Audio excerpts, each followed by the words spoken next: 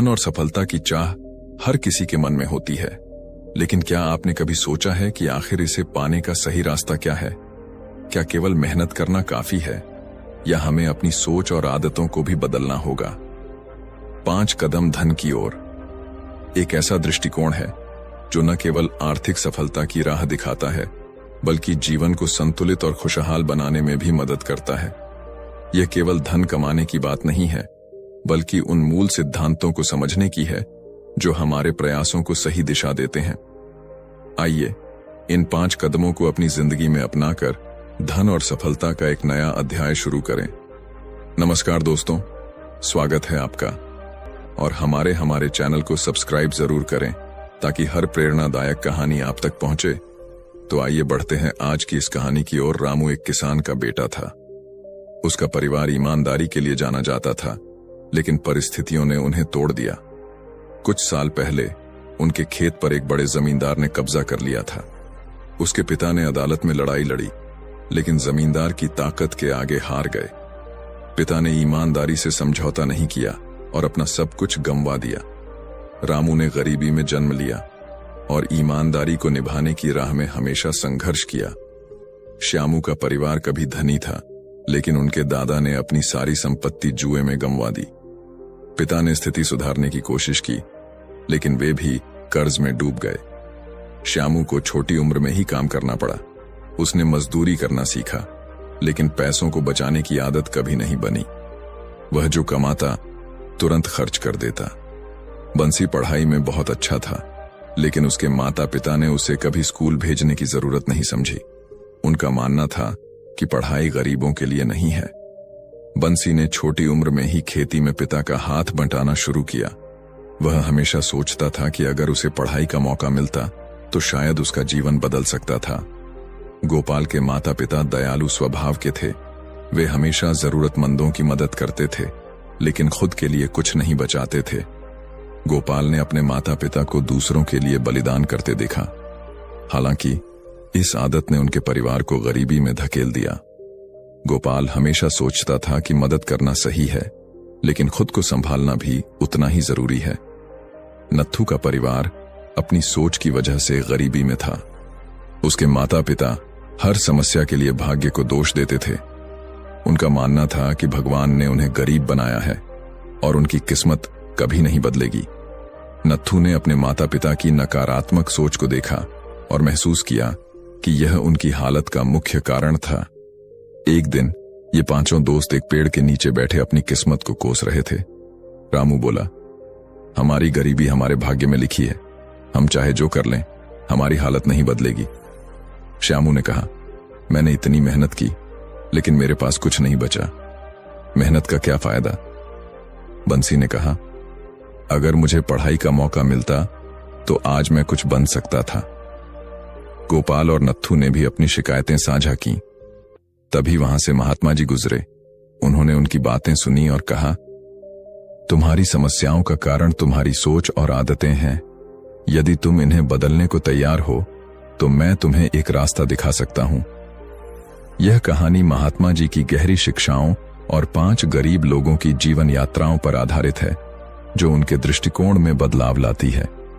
इन यात्राओं के माध्यम से वे जीवन के कुछ महत्वपूर्ण सिद्धांतों को समझते हैं, जो उनके जीवन को समृद्ध और सफल बना देते हैं। आइए इसे विस्तार से देखते हैं।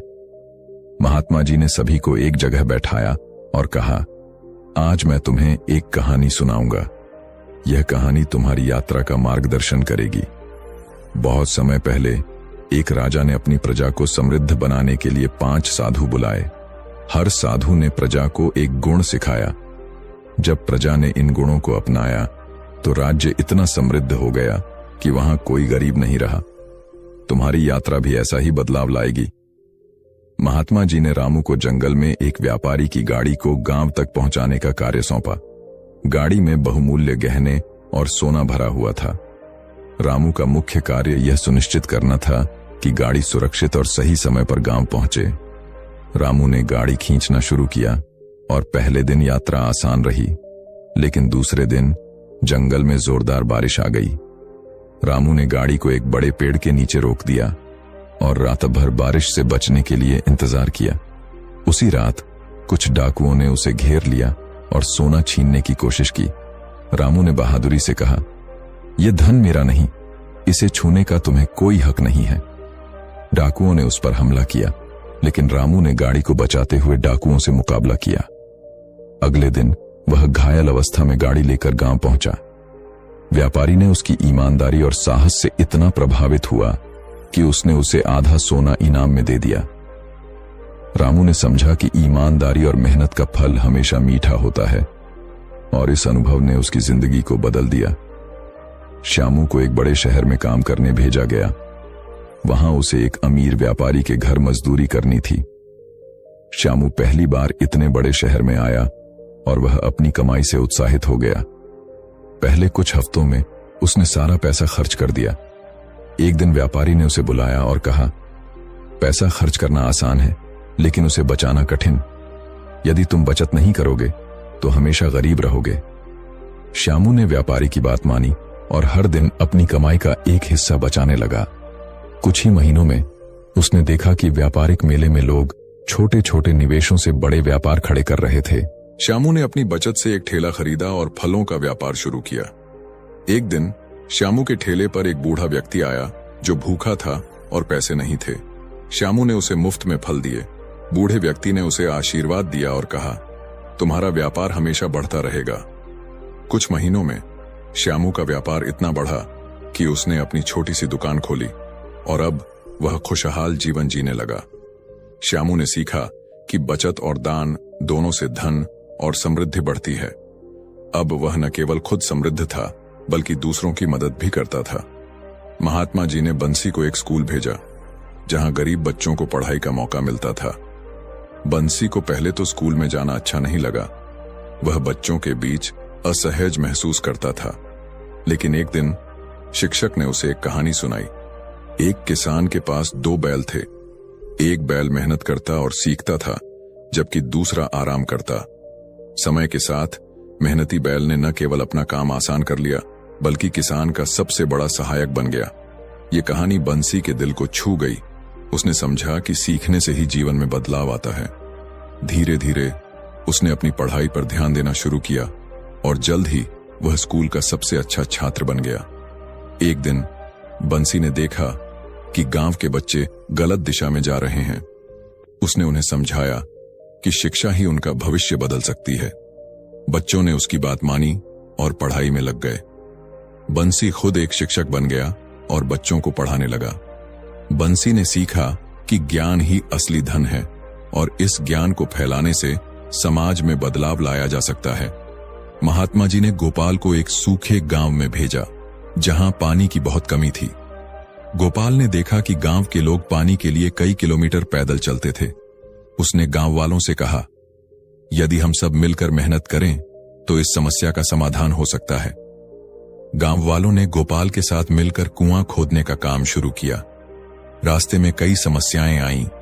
मिट्टी सख्त थी और पानी तक पहुंचने में समय लग रहा था, लेकिन गोपाल ने हार नहीं मानी। एक दिन एक अमीर व्यापारी वहां से गुजरा और गोपाल की मेहनत देखकर उसे मदद का प्रस्ताव दिया। व्यापारी ने कुएं की खुदाई के लिए पैसे दिए और कुछ ही दिनों में गांव में पानी आ गया। गोपाल ने सीखा कि दूसरों की मदद करने से न केवल उनकी समस्याएं हल होती हैं, बल्कि खुद को भी संतोष और सम्मान मिलता है। अब वह गांव में आदर्श बन गया। महात्मा जी ने नत्थू को एक गांव भेजा, जहां लोग अपनी गरीबी के लिए भगवान को कोसते रहते थे। नत्थू ने गांव वालों से कहा, गरीबी हमारी सोच का परिणाम है। यदि हम सकारात्मक सोचें और मेहनत करें तो कुछ भी असंभव नहीं।